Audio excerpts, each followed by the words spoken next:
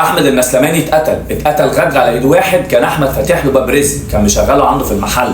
احمد المسلماني اتقتل ومفيش حد بيحكي عنه باي حاجه باطل، عمره ما مسك سلاح، عمره ما عادى حد، كان راجل بيبص لاكل عيش ومش اكتر، كان راجل مش بيحب المشاكل. حتى لما اتسرق البلطجي اللي سرق اللي هو قدامكم في الصوره دوت اللي اسمه فارس اللي هو طبعا اعتدى عليه، حتى لما سرقه مشاه من المحل بكل ادب وبعد كده لجأ للقانون ان هو عايز حقه، ولكن التاني ما عجبوش الكلام ده، بالنسبه له محظور، انزل كده بقى ايه وعاملني، او انزل كده جوله ننزلوا لبعضينا جوله، لكن اللي انت عملته ده ما ينفعش. يعني البلطجي عايزك بص تروح يسلب مالك، يسرقك، يخلص عليك، يعمل اللي هو عايزه، لكن اوعى تفكر انت تشتكيه. للاسف الشديد استدرجوا في المكان اللي كل الناس بتحبه فيه، استدرجوا في مكان اصلا كل الناس بتحكي عن احمد بكل طيب وبكل خير، عمرهم ما شافوا منه حاجه وحشه.